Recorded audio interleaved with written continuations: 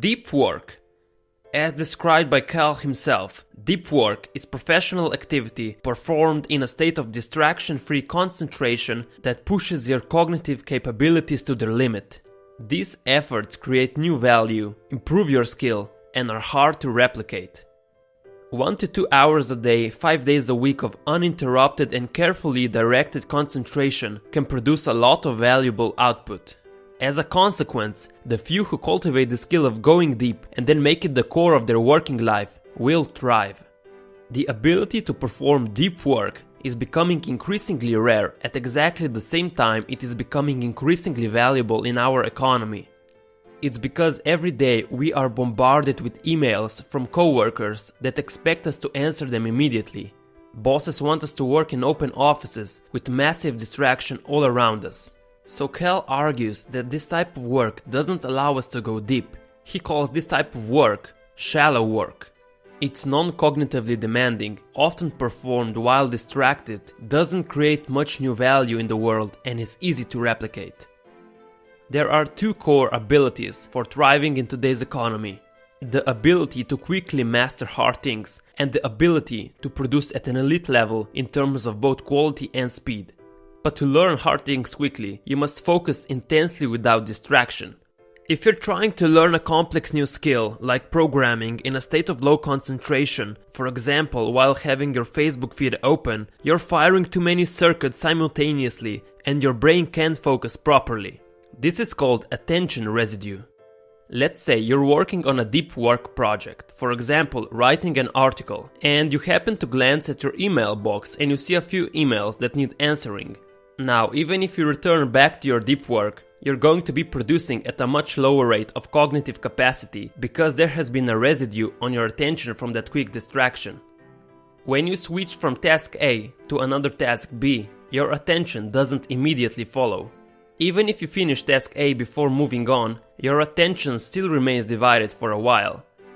So to produce at your peak level, you need to work for extended periods with full concentration on a single task, free from distraction. No emails, no Facebook, no co-workers asking you what they should eat for lunch. There is a way to incorporate deep work and escape the constant distraction. Here are a few strategies you can use. Number 1. The easiest way to start deep work sessions is to transform them into a regular habit. Adding routines and rituals to your working life is designed to minimize the amount of your limited willpower necessary to transition into a state of unbroken concentration. If you suddenly decide in the middle of a distracted afternoon spent web browsing to switch your attention to cognitively demanding tasks, you'll draw heavily from your finite willpower to direct your attention. Such attempts will therefore frequently fail. On the other hand, if you deployed smart routines and rituals, perhaps a set time and a quiet location used for your deep tasks each afternoon, you'd require much less willpower to start and keep going. In other words, to generate a rhythm for this work removes the need for you to invest energy in deciding if and when you're going to go deep. For a novice, somewhere around 1 hour a day of intense concentration seems to be the limit, while for experts, this number can expand to as many as 4 hours. Deep work is best practiced early in the morning, typically at the time you will have no distractions. Number 2. Allow yourself to be lazy. Regularly resting your brain improves the quality of deep work. So when you work, work hard. But when you're done, be done. Another key commitment to succeed is to create a shutdown ritual.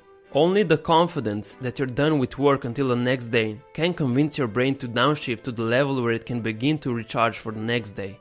Put another way, trying to squeeze a little more work out of your evenings might reduce your effectiveness the next day enough that you end up getting less done if you had instead respected a shutdown. Number 3. Schedule in advance when you'll use the internet and then avoid it altogether outside of these times. Write it down on a notepad and record the next time you're allowed to go online. Until you arrive at the time, absolutely no network connectivity is allowed, no matter how tempting. The point is that we increasingly recognize that these tools fragment our time and reduce our ability to concentrate. This is especially dangerous after the workday is over, where the freedom in your schedule enables internet to become central to your leisure time.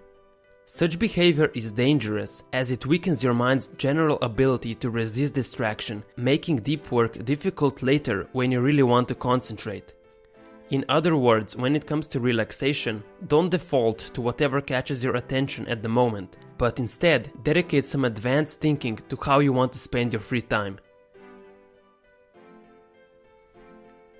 Thanks for watching. I hope you enjoyed the video. Don't forget to like and subscribe for more.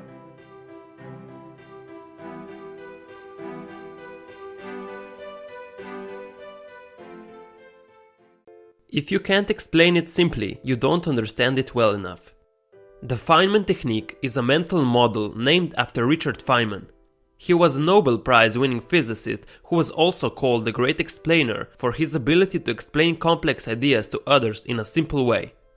The Feynman technique is designed to help you learn pretty much anything, to understand concepts you don't really get, remember stuff you have already learned, or study more efficiently. The basis of his technique is to explain a concept in plain, simple language. You can read something and hope that it will stick into your brain for future application, or you can read it and write down what you just learned as if you were teaching it to someone else and actually retain it. In other words, implement a more active way of learning, which takes slightly more work but is very efficient for remembering information. With this method, you discover all the areas that need improvement and can go back to focus on those weak points. Once you can explain an idea in simple language, you have deeply understood it and will remember it for a long time. Let's walk through the technique together. Step 1. Write the name of the concept at the top of a blank piece of paper. Step 2. Write down an explanation of the concept on the page in plain English. Pretend you're teaching it to someone else, for example a student. Ideally, write and speak at the same time, just as a teacher does at the blackboard. This should highlight what you understand, but more importantly, pinpoint what you don't quite know. Step 3. Review what you have pinpointed you can explain and repeat step 2.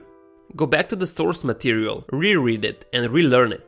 Repeat that process until you have explained the whole topic from start to end. Step 4. If you are using overly wordy or confusing language, try again so we can filter the content.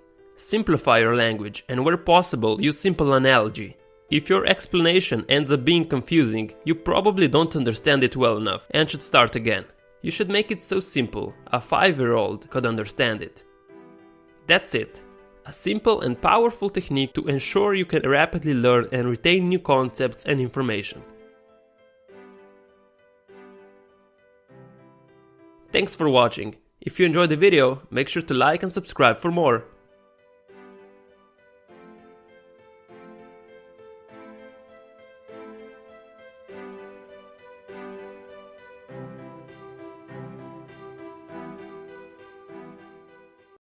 I often get asked, why should I read more? Why would I bother reading a book when I can just watch a video summary of it? It's true, you can save some time this way and there is nothing wrong with that. However, reading is to the mind what exercise is to the body, and you can't train your body by just watching YouTube videos. So let's get straight to the facts. Reading improves your focus and concentration. Reading, much like running or listening to music, can be a form of meditation. With all the distractions nowadays, people have really big problems with concentrating. Don't be one of them. In a single 5-minute span, the average person will divide their time between working on a task, checking email, chatting with a couple of people and using their smartphone. This type of behavior causes stress levels to rise and lowers our productivity.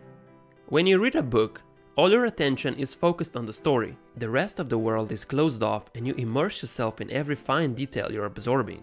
Try reading for 15 to 20 minutes before work and you'll be surprised at how much more focused you are once you get to the office. It's also a great relaxation technique. Have you ever felt so tense to the point you dreamt of escaping your life for a while? Surprise! You actually can. You don't need a plane ticket to the other side of the globe. A great book can take you all the way to another dimension. Many people overthink their problems when all they need is a break, so that they could go back to searching for a solution with a clear, relaxed mind. So you're stressed out? Then pick up the goddamn book. Research conducted in 2009 showed that reading is the most effective way to overcome stress, beating out old favorites such as listening to music, enjoying a cup of tea or coffee, or even taking a walk.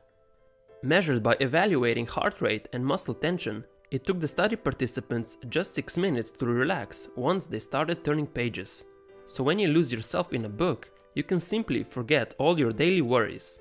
That's assuming you aren't forced to read and aren't reading any heavy texts like legal papers. Scientific studies show that reading actually makes you smarter. Your body needs movement, that means your brain needs movement as well, and reading is the best workout for your mind. It's demanding in a neurological way, plus it requires concentration and intellectual activity. Mental stimulation can slow down the process of dementia and Alzheimer's disease, keeping your brain sharp as you age. Reading is healthy, just like a morning run, so find time for it. Also, everything you read fills your head with new bits of information, and you never know when it might come in handy. The more knowledge you have, the better equipped you are to tackle any challenge you'll ever face.